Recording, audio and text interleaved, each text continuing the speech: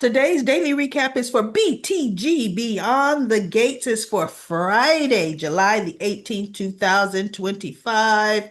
For all of you, my BTG Comment Corner participants, those that are also crossover to General Hospital, tomorrow we're live streaming July 7th, 19th, 5 p.m. Pacific time, which is 7 p.m. Central time, which is 8 p.m. Eastern time. Be there. Join in on the General Hospital conversation.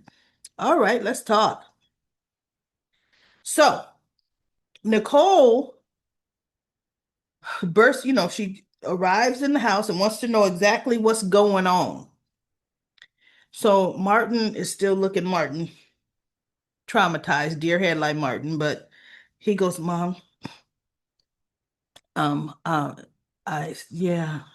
She goes, why are you in split? Why did you move out? Why are you no longer living with your family? And then she goes, no, you know what? Come on. She takes him away from his grandparents into the foyer. And he goes, why did you separate me out? She goes, because I want to talk to you. I'm your mother. I want to talk to you privately. What is going on? And he goes, oh, Mom, it's a lot. And I want to tell you, I do and I will. I'll talk to you, but I'm still reeling from it. And, Martin, she's like, Martin, just tell me. You can always talk to me. I know, Mom. I always can. And she was getting nothing out of him.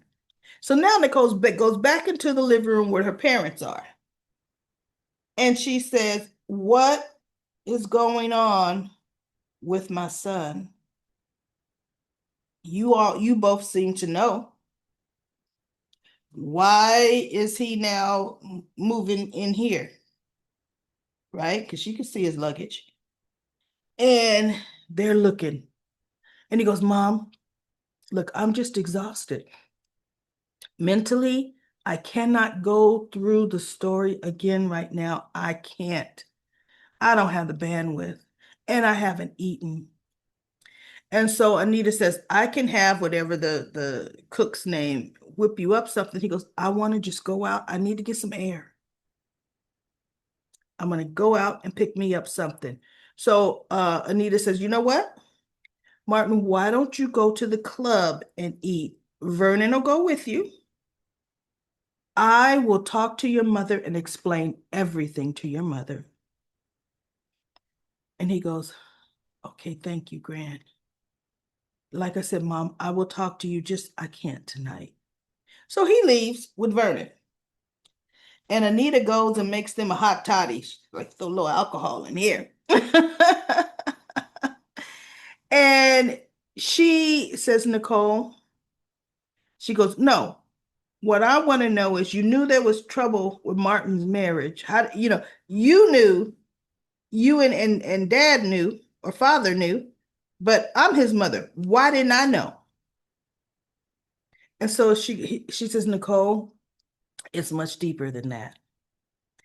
And what I'm about, she goes, you were going through a lot. She said, I've recently gone through a lot. This seems like it's been going on some time now. Did Martin cheat? And he goes, no, she asked him, did you cheat on Smitty? And he goes, no, I would never cheat on Smitty. She had asked him that, right? And so Anita says, listen, this is deep and it's good. She goes, Nicole, you live this pristine life, this like untouchable. And as Anita's talking, I'm thinking, wow, you're not that reassuring. Like your daughter lives in this high tower, but I guess she knows her daughter, right? Lives on high in a tower and judging everybody. She says, and we were just trying to protect you because you're not equipped or you haven't had to handle down and dirty. You haven't had to handle some of life's rough challenges. And that's probably me and your father's fault. And Nicole is looking at her saying, look, mother, just tell me what is going on because you know what? This is sounding like it has nothing to do with Martin's family falling apart. I mean, with Martin having to leave home. She says, the result is yes. But, and then she went into it. Okay, what I'm about to tell you, it's going to take you to be able to handle it. And it's going to, she almost said, take some grit because we need to pull together as a family, Nicole. Just tell me, mother. Okay, so Anita tells Nicole everything. And guess what, everybody? Nicole couldn't handle it. Now, yes, Nicole made some valid points. But when, as Anita is laying out the story, she's like, oh my God, one of those counties. And she understood the danger that they were, were in some of them counties. And then she found out Martin killed the guy. She's like, and then how he kept beating and beating the other guy. His face was unrecognizable. It said, then your grandfather went into crisis mode because he knew he had to get him and Martin out of that county alive. And Nicole said, they were two white men, weren't they? And she said, yes. And she's like, oh, right? So then she said, she goes, did the other guy die? She says, no. Vernon called Ted. Ted rushed the guy to his clinic and Ted reconstructed the guy's face. Ted knew because she goes, when did this? She goes, 2 years ago. She said, 2 years ago it started. And her thing to me, now I don't know, I may be interpreted in this way. I want to know how you feel in Comic Corner Land. Nicole really went off when she heard Ted knew. Ted was the catalyst to her really getting enraged because Anita said, okay, what I need you to do, Nicole, I need you to keep your feelings about what's happening in your marriage separate from what I'm about to tell you. Right? So, anyway, oh, she says, how dare you two keep this from me? She says, yes. I mean, thank God he and daddy made it out alive because we may never, I think Anita says, if the local police would have gotten involved, we may have never just seen them again and not known what happened to them in that county, right? So Nicole says, but when you got Martin home, I should have been told I'm his mother. On top of the fact, I'm trained to help people through crisis.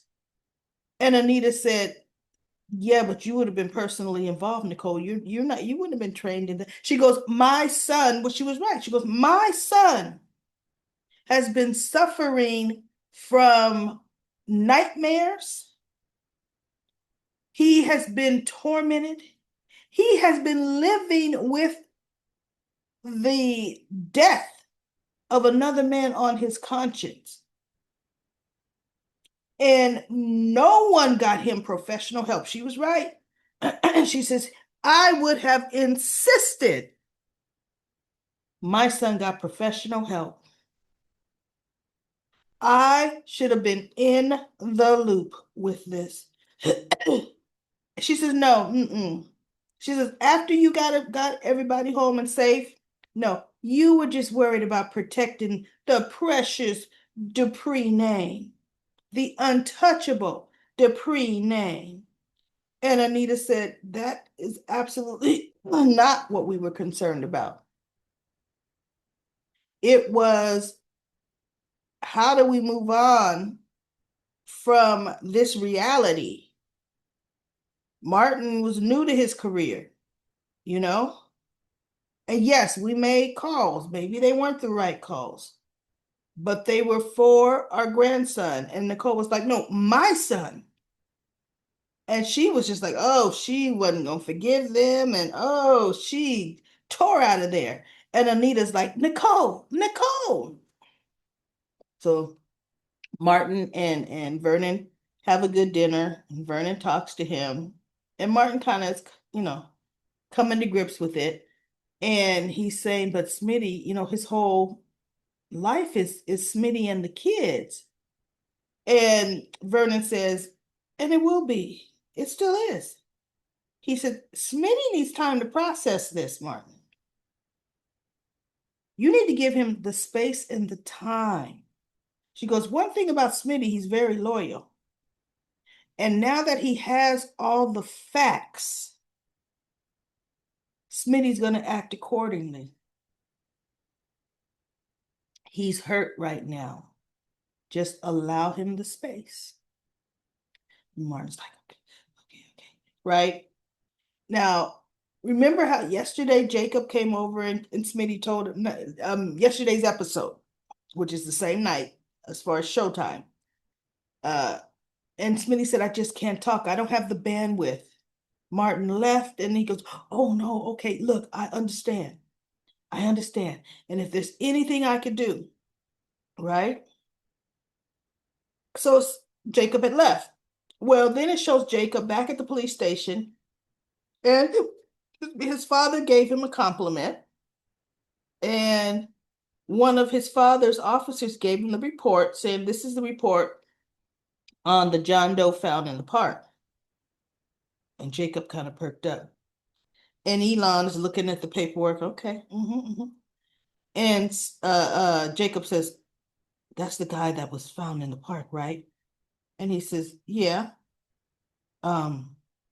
So do we have any kind of ID on it? I mean, have we ID'd him yet?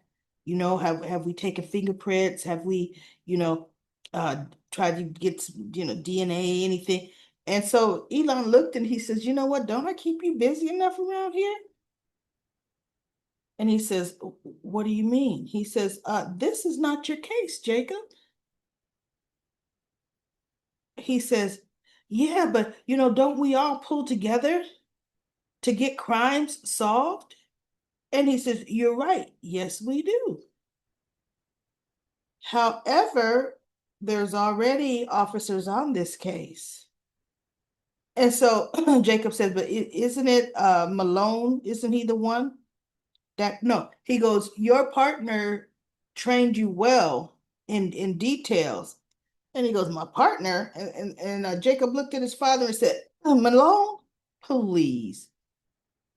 He don't get credit for that. He goes, you do. And so his father just looked at him. He said, yeah, okay. He said, but here's the thing. This is not your case.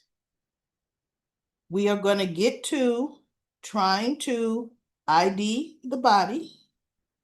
We're going to do all the steps and the procedures that we're supposed to do. He said, because I'm sure there may be next to kin out there we need to notify. And Elon just looked at him, right? And so he goes, okay. Do you know Jacob turns around and goes back to Smitty's house after leaving earlier, saying, I understand. And Smitty opens the door and he says, Jacob, I was not expecting you to come back here. And he goes, no, I know, but there's some more information I want to tell you. And he goes, there's a John Doe, that was found in the park, and I really feel. Now, mind you, Samantha comes down the stairs with her hot chocolate, and she hears them talking, so now she eavesdropping. He says, that the Malone found him. He goes, Jacob, let me stop you here. I told you, I am dealing with the family crisis. I have to do with my kids. And he goes, no, I know, but I'm saying that I think Martin is involved with this. And he's like, Jacob, I can't help you with this. And Jacob is looking like, he goes, can't or won't.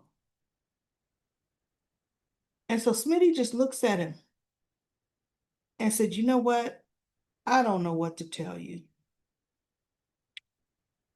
I have no information. And right now, I can't deal with this. So Jacob leaves again. And I thought, don't you come back, Jacob, because you're sounding ridiculous now. You really are. And you already know what's happening. Yes, Smitty knows more. Yes, Martin's involved. But guess what? Now, at this point, we don't share anything because he goes, what did he say? Well, I'm still going to try to get to the truth because, it's the law. Smitty should have said, I want you to think about what if this were your father involved? What would you do? Because guess what, everybody? His daddy is involved. Mm, his daddy is involved. So, anyway, Samantha goes upstairs, wakes Tyrell up, who's sleeping, saying, Tyrell, I know I shouldn't have been eavesdropping, but I was eavesdropping.